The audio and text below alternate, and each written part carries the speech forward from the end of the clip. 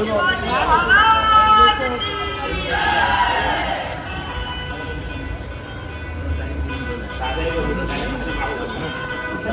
मध्ये बघताय fruit cutting चालू आहे.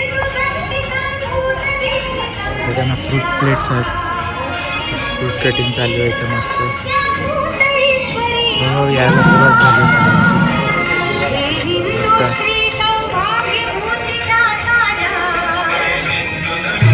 आणि माझ्या शिवप्रेमी बांधवांना आज आपण त्या युगपुरुषाच्या स्मरणार्थ एकत्र आलो आहोत ज्यांनी सह्याद्री जिंकले पण समुद्रालाही स्वराज्याच्या छत्राखाली आणले. आज आपण ज्या महान व्यक्तिमत्वाबद्दल बोलणार आहोत ते केवळ गड किल्ल्यांचे राजे नव्हते तर समुद्रावरही स्वराज्याची पताका फडकवणारे दूरदर्शी योगपुरुष होते. हिंदवी स्वराज्याचे संस्थापक छत्रपती शिवाजी महाराज. आज त्यांची आपण आज जयंती साजरी करीत आहोत. प्रथम आपण दीप प्रज्वलन कार्यक्रमाची सुरुवात करणार आहोत. मी मान्यवरांना दीप प्रज्वलनासाठी आमंत्रित करतोय. माननीय जयंती शेठ शहासाहेब भाई, महेंद्र पाटील साहेब, सुकुमार भगत, भावे साहेब, समीर जाधव, आपण दीप प्रज्वलनासाठी आपण यायचं. सावंत साहेब,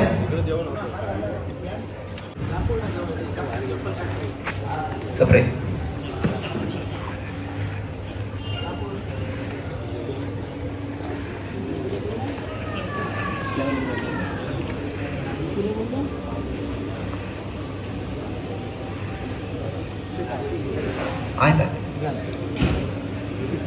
लेले साहेब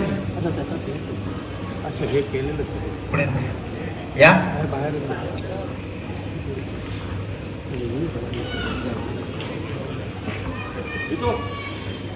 दीप प्रज्वलन करत असताना विद्यावाचस्पती, प्रज्ञा भारती, कैलासवासी श्रीधर भास्कर वर्णेकर जे संस्कृत पंडित होते आणि त्यांनी रचना केलेलं शिवराज्योदयम हे संस्कृत महाकाव्य आहे ज्याचा समावेश UPSCच्या संस्कृत भाषेमधून जे परीक्षा देतात त्यांच्यासाठी अनिवार्य आहे. त्यातलं शिवराजा जे काव्य आहे हे मी सादर करतो दीपप्रज्वलन होत असताना.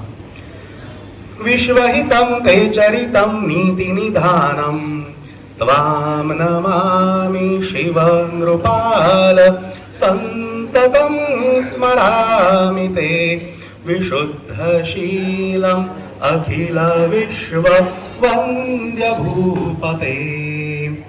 त्वं जनपद संस्करता त्वं जनगणधिदाता गोद्विज परिपालक शिव साधूनां त्वं त्राता त्वाम् अभिजनमार्तानां बान्धवम् अपि दीनानां श्री शिव नृपवर्य भजति मे हृदयम्. राष्ट्रमिदं दुष्टाभिहतं क्षीणबलं येनोत्थापितम् अखिलं तं प्रबलं वीरप्रवरं भूपवरं चिन्तये हे जगदभिराम दुष्टकलविराम पूरितशुभकां पुण्यचरितधाम देव परमवीर शत्रुशमनधीर विश्वहितं ते चरितं नीतिनिधानम् त्वां नमामि शिव नृपाल संततं स्मरामि ते विशुद्धशीलम् अखिल विश्व वन्द्य भूपते वन्द्य भूपते वन्द्य भूपते. वंदे भारत मातरम. छत्रपती शिवाजी महाराज की जय. वीरांचे महिलांकडून स्वागत आणि ओवाळणी करण्याची परंपरा होती. राजे, सेनानी आणि योद्ध्यांचे घराघरात सन्मान होत असतो. त्याच परंपरेचा आज प्रतीकात्मक स्वरूपात अवलंब करून शिवाजी महाराजांच्या प्रतिमेला सुवासिनी ओवाळणार आहे.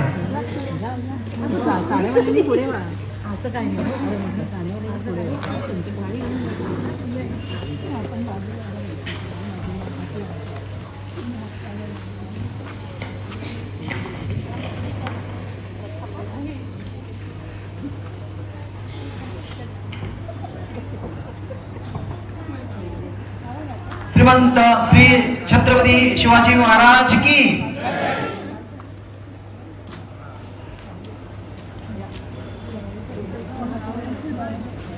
जय भवानी, जय शिवाजी.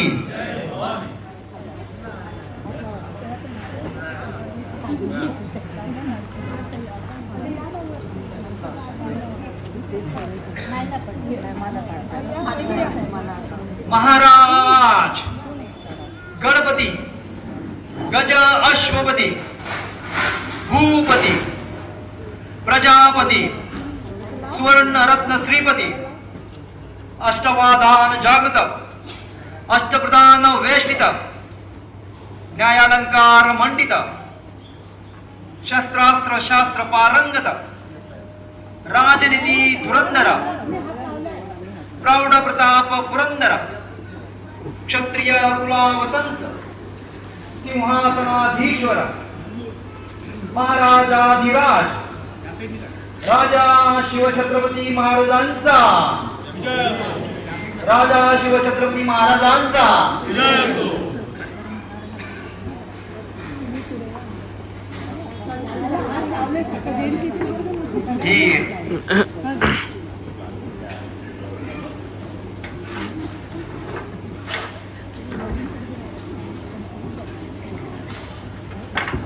ही शिवगर्जना म्हणजे केवळ घोषणाबाजी नाही, तर ती हिंदवी स्वराज्याच्या अस्मितेची साक्ष आहे. गणपती गड किल्ल्यांचा प्रभू, जो गड किल्ल्यांवर राज्य करतो. गज अश्वपती हत्ती आणि घोड्यांच्या सेनेचा मालक, जो वैभवाचे प्रतीक आहे. भूपती प्रजापती भूमीचा आणि प्रजेचा संरक्षक, जो राज्याच्या जबाबदारीचा निर्वाह. स्वागत करत असताना आपल्यासोबत थळचे योगराज सप्रे देखील आज उपस्थित आहेत, जे आपल्याला नंतर मार्गदर्शन करणार आहेत. त्यांची ओळख मी नंतर देणारच आहे. त्यांचे देखील स्वागत आहे इथे. आदरणीय महोदय, मान्यवर पाहुणे, तसेच आपल्या सोसायटीतील सर्व शिवप्रेमी बंधू भगिनींनो,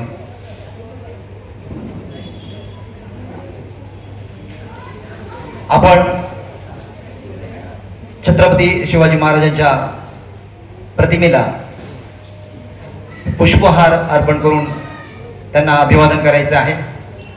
सर्व सोसायटीतील सर्व मान्यवरांना मी विनंती करत आहे की आपण पुष्पहार अर्पण करण्यासाठी यायचे, की त्यांनी पुष्पहार अर्पण करायचं, व्हायचंय.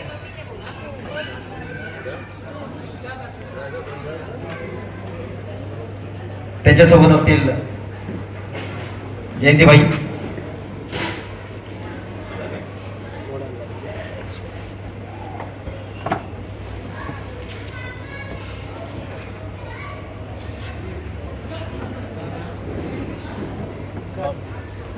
जोरदार टाळ्या होत्या.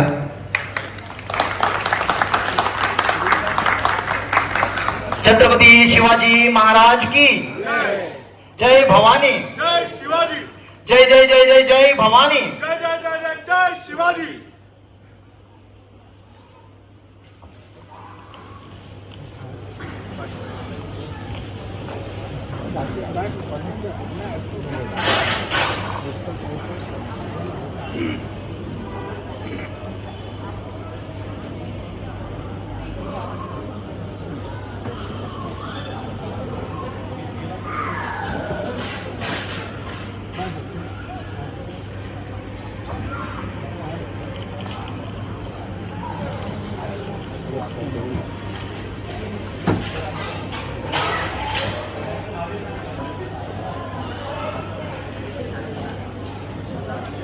छोटे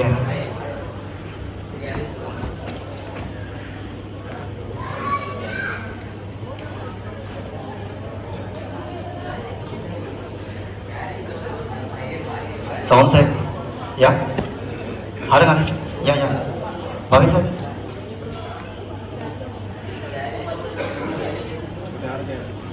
सुकुमार भाऊ, वर सतर्क आणि जागृत असलेला राजा, अष्टप्रधान वेष्टित 8 प्रधानांच्या सल्ल्याने राज्यकारभार चालवणारा, न्यायालंकार मंडित न्याय आणि सत्याच्या आधारे निर्णय घेणारा, शस्त्रास्त्र शास्त्र पारंगत, शस्त्रविद्या आणि शास्त्रात निपुण असणारा, राजनीती धुरंधर, राजकारणात तरवेज आणि कुशल, प्रौढ प्रताप पुरंदर, पराक्रमी आणि शौर्यवान, क्षत्रिय कुलावतंस, क्षत्रियांचा भूषण असणारा, सिंहासनाधीश्वर, सिंहासनावर विराजमान राजा आणि महाराजाधिराज, सम्राटांमध्ये सर्वोच्च,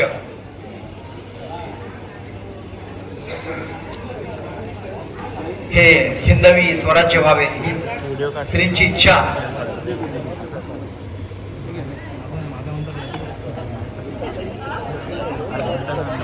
शिवकाळात सुखात नांदत होती प्रजा, म्हणून म्हणती शिवाजी माझा जाणता राजा.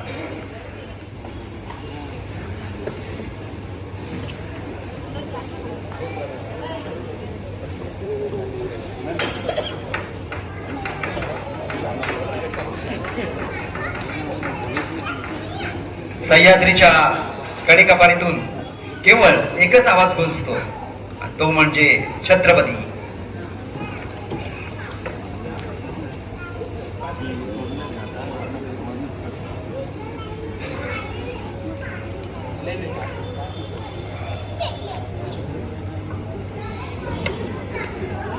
वैकुंठ रायगड केला, लोक देवगड बनला, शिवराज विष्णू झाला, वंदन त्याला.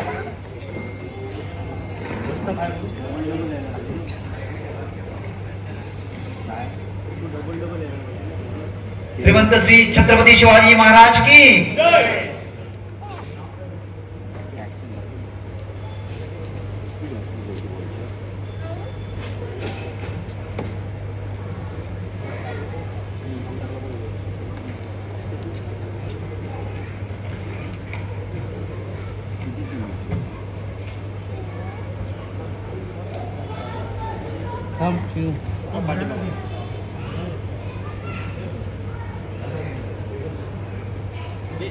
चिनू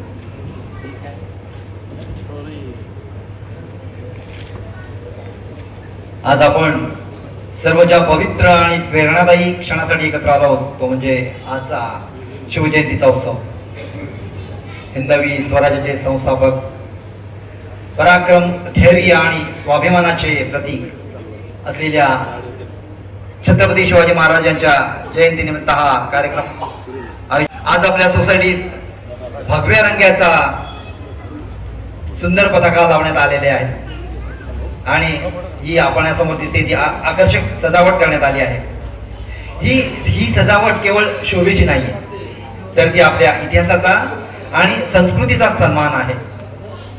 भगवा रंग, किल्ल्यांची प्रतिकृती, महाराजांचा भव्य फोटो, फुलांची आरास, हे सर्व पाहताना प्रत्येकाच्या मनात स्वराज्याची प्रेरणा जागृत राहिल्याशिवाय राहत नाही. आपण लावलेल्या हा पताका त्या केवळ सजावटीसाठी भाग नाहीये, तर तो आपल्या आदराचं पुष्प हे तुमचं पूर्ण बृहत कुटुंबच आहे. आणि खऱ्या अर्थाने हा खूप छान कार्यक्रम तुम्ही गेली 14 वर्ष करताय, म्हणजे एका तपापेक्षा जास्त झालेलं आहे. तर असाच हा वर्षानुवर्ष कार्यक्रम चालूही राहू दे, यासाठी तुम्हाला शुभेच्छा. तर आता सुरुवात करतो मराठा आरमाराबद्दल. सागरे सर्व तीर्थानी रत्नाकरा धौतपदाम हिमालय किरीटिनीम ब्रह्मराज ऋषी रत्नाढ्याम वंदे भारत मातरम. एक लक्षात घ्या, आपला भारत देश हा तिन्ही बाजूनी जलाने अर्थातच समुद्राने वेढलेला आहे आणि हा समुद्र कायमस्वरूपी भारत मातेच्या चरणकमलांवर अभिषेक करत असतो. हे सांगण्याचं कारण हे की समुद्राचं एक अनन्य साधारण महत्व हे या भारत देशामध्ये आहे.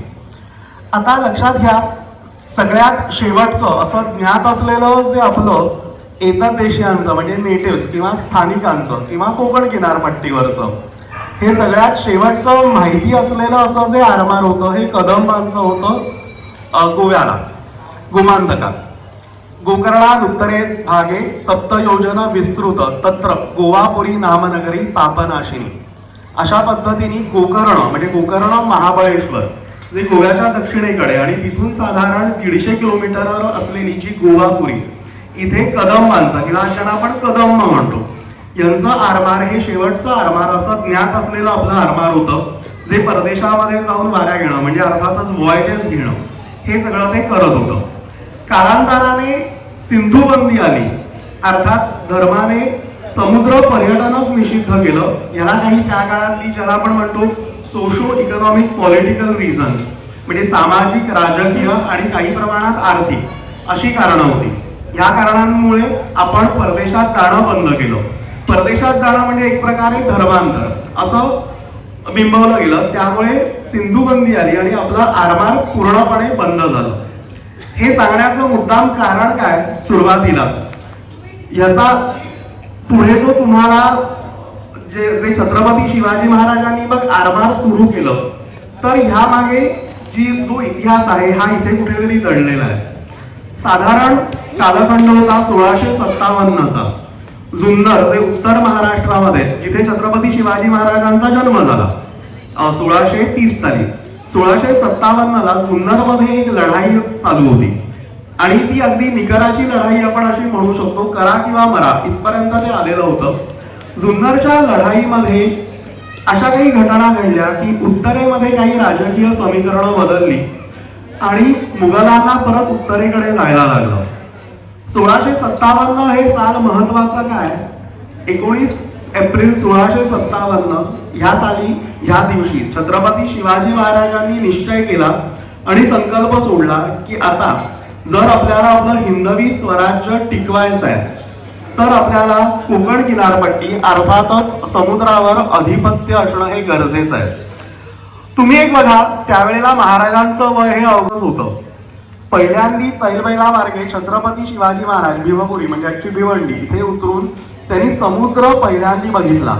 इथे खूप छान सूर्यफूल तुम्ही ठेवलेलं आहे तर तिथे खऱ्या अर्थाने सूर्यफुलासारखा असा आपला राजा हा पहिल्यांदी सिंधू सागराला भेटतो. तर ही ती वेळ होती. छत्रपती शिवाजी महाराजांनी निश्चय केला की कोकणामध्ये जर आपण आपलं राज्य स्थापित केलं आणि पूर्ण कोकण किनारपट्टीवर आपलं अधिपत्य आलं तर आपलं हिंदवी स्वराज्य टिकेल. जे पठारी भागात म्हणजे साधारण पश्चिम महाराष्ट्राच्या भौगोलिक दृष्ट्या जो आहे जिथे पहिले आपण गडकिल्ले घेतलेले होते हिंदवी स्वराज्याचे.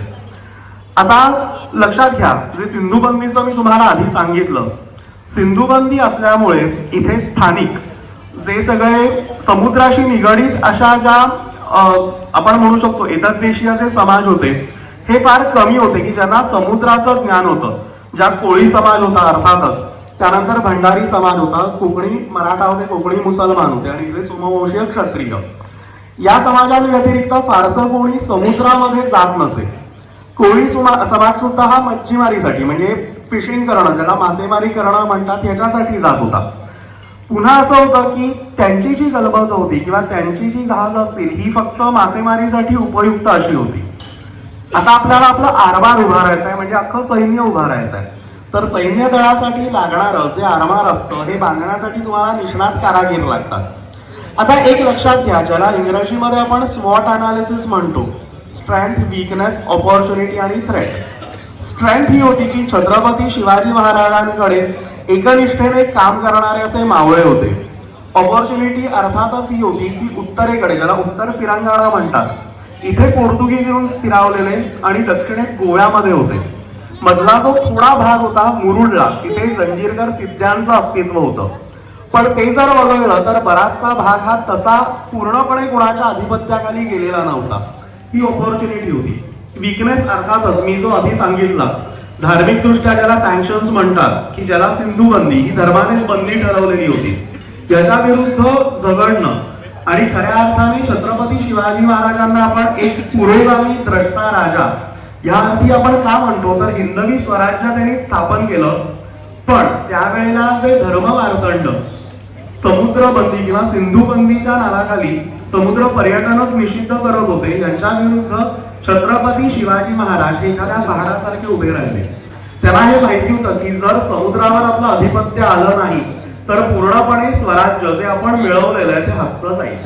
तर ही होती थ्रेट आणि ह्या इथे त्यांनी खऱ्या अर्थाने जिकिरीने हा निश्चय केला की आतापर्यंत समुद्रात आपलं जे आरमार असतं, जे लढण्यासाठी उपयुक्त असलेलं, अशी आपल्याकडे ना गलबत आहेत, ना तारू आहेत, ना तरांड आहेत, की जे समुद्रामध्ये योद्ध्यासारखं काम करते. मग छत्रपती शिवाजी महाराजांनी काय केलं तर त्यावेळेला आज जशी आपण म्हणतो ना टेक्निकल भाषेत टर्नकी प्रोजेक्ट असतात, अख्खाच्या अख्खं एखादं कॉन्ट्रॅक्ट दिलं जातं, टर्नकी प्रोजेक्ट असतं, पूर्ण ते कम्प्लीट करून तुम्ही त्या कंपनीला सोपवायचं. तशा पद्धतीने त्यावेळेला 2 पोर्तुगीज पितापुत्र होते, रुई रेंताव विएगस आणि फेराव विएगस. हे जरी पोर्तुगीज वंशाचे असले तरीही हे पोर्तुगालसाठी असं काही फार काम करत नव्हते, तर अनेक देशांना लागणारं जे आरमार असतं किंवा आर्मॅडा हे ते त्यांना पुरवत असत. तर अशा दोघांना छत्रपती शिवाजी महाराजांनी पाचारण केलं आणि त्यांच्याबरोबर 350 तोफांचे होते. मिश्र संस्कृतीची जी लोक असतात, जसे अँग्लो इंडियन असतात, असे 350 कारागीर या पितापुत्रांबरोबर होते. आता यांना काम काय दिलं तर स्वराज्याचं जे आरमार उभारायचं आहे ह्यासाठी लागणारी गलबत, तारू, तरांडे, मचवे, पागार, फातेमार ही सगळी वेगवेगळी जहाज आहेत म्हणजे जे समुद्रात चालतात आरमारासाठी. तर हे बनवण्याचं काम 3 ठिकाणी चालू होतं. सगळ्यात जास्त गलबत आणि हा बाकीचं जे बांधलं गेलं हे आजचं कल्याण आहे तिकडे, त्या खालोखाल भिवपुरी म्हणजे भिवंडी, आणि तिसरं म्हणजे आपल्या पेणच्या पुढे सांगशी म्हणून एक लागतं, एक डोंगर आहे सांगशीचा. तुम्ही जात असाल तर फळभाज्या विक्रेते लोक बरेच तुम्हाला हायवेवर दिसतात, तर तिथे सांगशीचा किल्ला आहे, पण तिथे खाडी येते. तर त्या बाजूला खाडीच्या इथे काय आहे की बाजूला भरपूर वनराजी आणि बरीच जंगल आहे, तर तिथला लाकूडवाटा आपल्याला मिळत होता आणि तिथे गलबता बांधली गेली. आता थोडं मी पुढे सरकतो. ही गलबता बांधण्याचं काम चालू होतं आपले स्थानिक कारागीर छत्रपती शिवाजी महाराजांनी पुरवलेले. पण महाराजांचं हेर खातं इतकं प्रबळ होतं की महाराजांना हे नक्की माहिती होतं की हे दोघं पितापुत्र मुळात वंशाने पोर्तुगीज आहेत आणि मुळात पोर्तुगीजांची सत्ता ही उत्तर तेलंगणा म्हणजे आजचं वसई, नालासोपारा हे जे सगळे उत्तरेकडचे भाग आहेत तिथे पोर्तुगीज स्थिरावलेले. त्यावेळेला पोर्तुगीजांचा तिथला जो मुख्य होता आंतोनियो दमेलत कास्त्रू यांनी त्यांना एक प्रकारे दम भरला की तुम्ही आमच्याच वंशाचे आहात आणि तुम्ही यांना मदत का करताय. त्यामुळे ते अर्ध्यावर काम सोडून गेले. पण तुम्ही लक्षात घ्या, छत्रपती शिवाजी महाराजांनी आपल्या इथल्या स्थानिक जाती जमातींमधली ज्या 18 पागड जाती आहेत या सर्व जातींमधले जे वाकबगार कारागीर होते यांना एक प्रकारे अंडर कव्हर अशा पद्धतीने त्या 350 तोफांबरोबर मदतनीस म्हणून ठेवलं. आणि हे 350 लोक आणि ते पितापुत्र लुई रेंताव विएगस आणि फेराव विएगस हे जरी सोडून गेले तरी काम मराठा आरमार बांधणीचं हे तसंच चालू राहिलं. आणि मग कालांतराने 17व्या शतकाच्या मध्यात म्हणजे 1664-65 असं काही साल आहे, त्यावेळेची वसुबारस म्हणजे गोवत्स द्वादशी ह्या दिवशी खऱ्या अर्थाने मराठा आरमार हे सिंधू सागरात आलं. तर मराठा आरमाराचा जो कन्सिविंग डे किंवा आपण जे म्हणतो तर हा गोवत्स द्वादशी किंवा वसुबारस हा आहे. आता थोडं पुढे जाऊया की आता अलिबाग छत्रपती शिवाजी महाराजांचं नाटक आहे. तर आपण सगळे पळीच्या बाजूने येतो जिथे एक आईस्क्रीम सोडा मिळतो, तो सगळ्यांना माहिती असेल, डी सॅमसनचा, दिगोडकर सॅमसन. त्या बाजूला सागरगड आहे. छत्रपती शिवाजी महाराजांनी पहिले आरमारी किल्ले जे बांधले हे दक्षिण कोकणातले होते. ते अलिबागला ज्या सुमारास आले साधारण तो कालखंड इतका धामधुमीचा होता की मुरुड मधला जो जंजीरकर सिद्धी होता हा अगदी अलिबाग पर्यंत येऊन ठाकलेला होता. इथे रोज लूटमार होत होती, रोज हल्ले व्हायचे, गावाच्या गावं बेचिराख होत होती. अशा वेळेला खऱ्या अर्थाने वचक बसण्यासाठी छत्रपती शिवाजी महाराज सागरगडावर आले. सागरगड भौगोलिक दृष्ट्या अशा पद्धतीने की हा पूर्ण पूर्वेला आहे आणि पश्चिम किनारपट्टी ही पूर्णपणे सागरगडावरनं दिसते. तर खांदेरी उंदेरी ही 2 बेटं छत्रपती शिवाजी महाराजांना दिसली आणि ती त्यांनी हेरली. त्यावेळेला असं होतं की उंदेरी बेटावर जंजीरकर सिद्ध्यांचं राज्य होतं आणि मग खांदेरी बेट जे थळ गावामध्ये येतं, तर मग थळ गावामध्ये त्यांनी निश्चय केला की खांदेरी बेटावर आपण एक सुसज्ज असा आरमारी किल्ला उभारायचा. आणि हा किल्ला उभारण्यासाठी थळमध्ये खूप लढा किल्ला याची योजना छत्रपती शिवाजी महाराजांनी केली. असं होत होतं की उंदेरीवर जंजीरकर सिद्ध्यांचं अस्तित्व होतं, त्यामुळे ते खांदेरी बांधून देत नव्हते आपल्याला.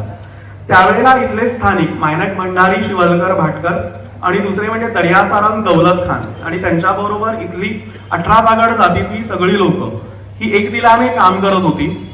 खुबलढा किल्ल्यावरनं तोफांचा मारा उंदेरीवर केला जायचा आणि तो जो मधला वेळ असतो ह्या याच्यात खांदेरीवर रसद पुरवली जात होती. खांदेरीचा कोठा साधारण 1969 सालापर्यंत पूर्णपणे बांधला.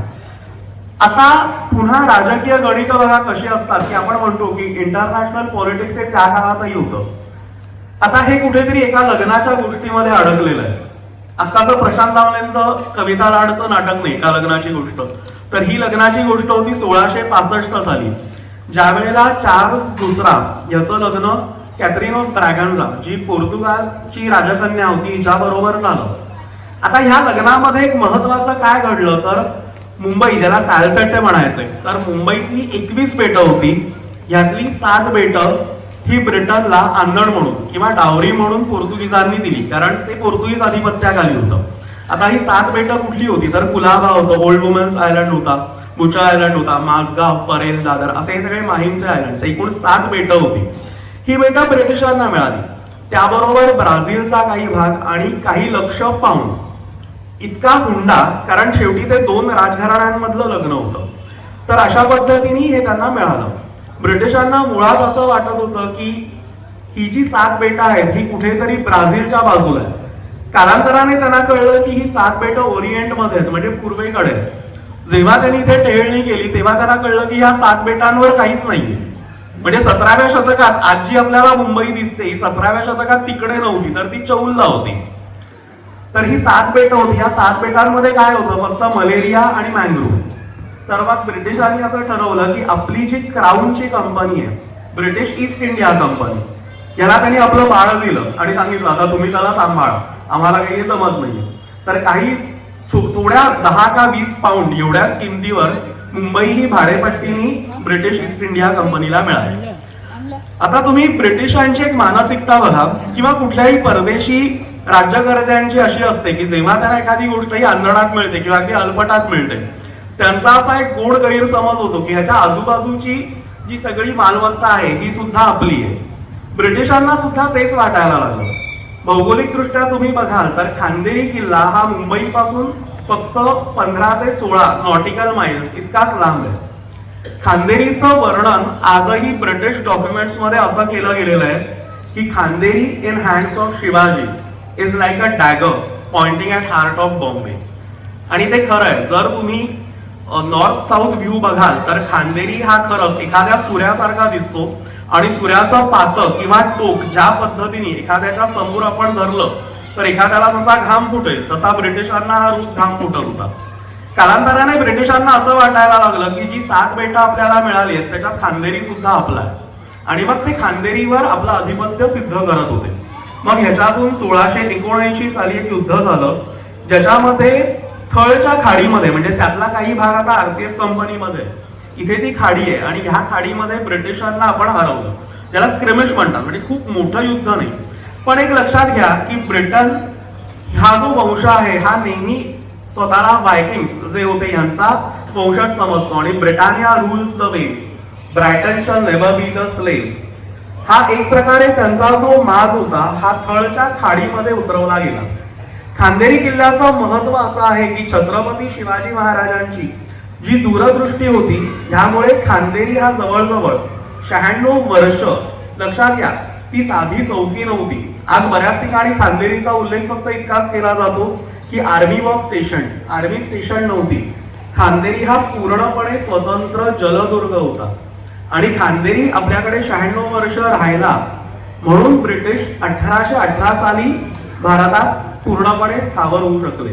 नाहीतर जवळजवळ 100 ते 125 वर्ष आधीच ब्रिटिशांची सत्ता ही भारतावर आली असती. तर आरमाराचं हे सामर्थ्य. आता थोडं खाली सरकूया, अलिबागचा किल्ला, कारण आपण आता सगळे अलिबाग मध्ये आहोत. एक गमतीशीर गोष्ट माहितीये का की अलिबागचे आया ही टर्म माहितीये का कशी आली? खूप जणांना ऐकलं असेल ना की आपल्याला जर गमतीत थोडा हे करतो, तर ही टर्म आहे ना ही आपल्याला खऱ्या अर्थाने कापड मार्केट मधून आलेली आहे. तुम्ही एक बघाल तर इथला कोळी समाज इतका कलरफुल आहे आणि एकमेव असा भारतातला समाज आहे की हा होळीच्या दिवशी नवीन कपडे घालतो. बाकी पूर्ण भारतात जुने कपडे घालून लोक होळी सेलिब्रेट करतात. कोळी समाज हा मुळात समुद्रावरचा किंवा समुद्रपुत्र ज्यांना म्हणतात किंवा दर्यावरती. तुम्ही कुठेही जाल तर मॅरीटाईम कम्युनिटीज ज्या असतात ना, ह्या एकजुटीने राहतात. आता भरपूर टेक्नॉलॉजिकल ऍडव्हान्समेंट झाले, तुम्हाला सगळ्या गोष्टी लगेच मिळतात. जुन्या काळात तसं नव्हतं. जुन्या काळात एकत्रितपणे तुम्हाला राहायला लागायचं. ज्यावेळेला तुम्ही मॅरीटाईम ऍक्टिव्हिटी करायचा समुद्रात जाऊन डीप सी मध्ये, तर त्याच्यातूनच कुठेतरी एकत्र राहणं, एकत्र हे करणं, ह्या सगळ्या गोष्टी आल्या. आजही जी जुनी उपकरणं होतात इंग्लंडमध्ये किंवा, तर बायकिंग लोकांचे प्रत्येका वेगवेगळ्या कम्युनिटीज आहे तिथल्या. स्वेटर्स हे वेगळे असायचे, म्हणजे प्रत्येका एक तिथलं जे 15-20 लोकांचा ग्रुप असेल याचं निटिंग वेगळं असायचं, दुसऱ्या ग्रुपचं वेगळं असायचं. हेच कुठेतरी तुम्ही इथे कोळी समाजाचं बघाल की ते एका टाईपचे टी शर्ट्स किंवा एका टाईपच्या साड्या ह्या नेसतात बायका. आता कसं झालंय की आता टेक्नॉलॉजी ऍडव्हान्स झालेली आहे, तुम्हाला लगेच सगळीकडे रेडीमेड मिळतं. साधारण 60-70च्या दशकात पूर्णपणे स्टिच केलं जायचं कापड, आणि त्यावेळेला तागा असायचा. तर काळबादेवीला ही सगळी लोक जायची, जे पूर्ण कापड बाजार. आणि काळबादेवीला गेल्यानंतर एक 15 जणांचा ग्रुप असेल तर 15 जणांसाठी ते प्रिंटेड कापड मागायचे. पण त्याच्याकडे तागा फक्त एवढाच असायचा की ज्याच्यातून 10 जणांचे शर्ट होते. मग तिथला दुकानाचा मालक काय करायचा की शेजारच्या दुकानातल्या पोऱ्याला पाठवायचा आणि त्याला सांगायचा की 5 जणांसाठी लागेल तेवढा कापड आहे. जेव्हा तो दुकानातला पोऱ्या दुसऱ्या दुकानात जायचा त्यावेळेला हातातला तागा बघून दुसऱ्या दुकानदाराला कळायचं की अलिबागहून कस्टमर आलेला आहे. तर अलिबागचे आया हे काळबादेवी मधून आलेलं आहे आणि हे तिथल्या कापड बाजारातून आलेलं आहे. तर ही खरी एक आपण म्हणतो की आपल्याला मिळालेली शाबासकी आहे. तुम्ही लक्षात घेतले लेटेस्ट टेलर जे आहेत ना ते आधी कुलाब्याला होते आणि साखर खाडीमध्ये जे खारचंद बामजी म्हणून आहेत यांनी त्यांना मुद्दाम आपल्या इथे अलिबागला आणलं. तर मुळे काका जे आहेत त्यांचे वडील हे पहिले लेटेस्ट टेलर होते, तर ते इथे आलेले आहेत. म्हणजे इतक्या कोळी लोकांचे स्टिचिंग केलेले कपडे इथे शिवले जात होते. आजही तुम्ही बघाल तर ही प्रथा आहे. तर आता पुन्हा एकदा अलिबागकडे वळतो की थोडी एक मॅरीटाईम मजा कशी असते ही सांगितली तुम्हाला. तर अलिबाग, आता अलिबाग हे शहर कसं झालं तर अलिबाग शहराचं जे वय आहे हे साधारण मराठा आरमाराचं जितकं वय आहे तितकं आहे. अलिबागचा किल्ला हा कालांतराने आपण स्थिरावलो आणि मग छत्रपती शिवाजी महाराजांच्या हयातीत म्हणजे साधारण 19 मार्च 1680 साली अलिबाग किल्ल्याची पायाभरणी झाली.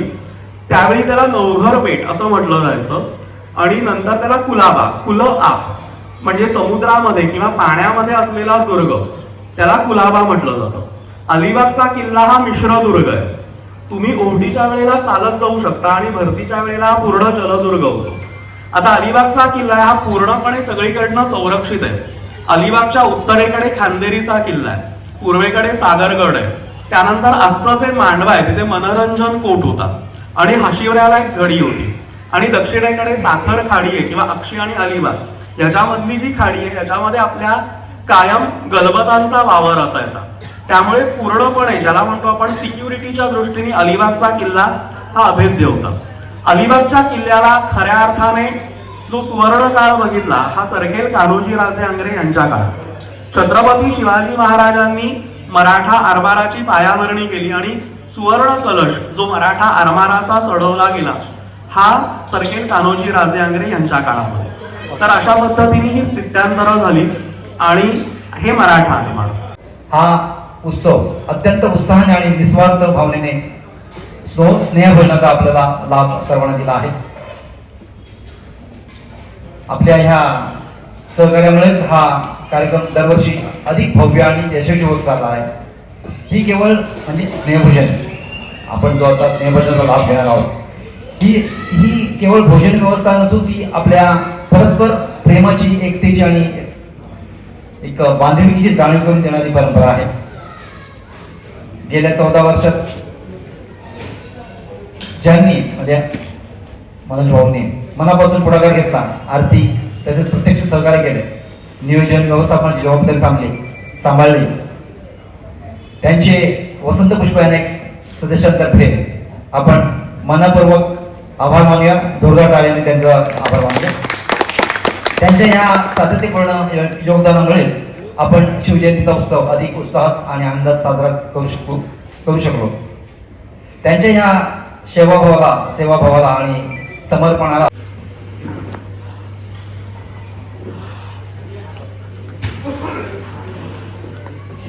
जय जय महाराष्ट्र माझा, गरजा महाराष्ट्र माझा, जय जय महाराष्ट्र माझा, गरजा महाराष्ट्र माझा, रेवा वरदा कृष्ण कोयना भद्रा गोदावरी, रेवा वरदा कृष्ण कोयना भद्रा गोदावरी, एकपणाचे भरती पाणी मातीच्या घागरी, भीमदळीच्या तटानाया यमुनेचे पाणी पाजा, जय महाराष्ट्र माझा, गरजा महाराष्ट्र माझा, जय जय महाराष्ट्र माझा, गरजा महाराष्ट्र माझा, काळ्या छातीवरी कोरली अभिमानाची लेणी, पोलादी मनगटे खेळ जीव घेणी, दारिद्र्याच्या उन्हात शिजला निडल्याच्या घामाने विनंती करत आहे जोरदार टाळ्याने आपण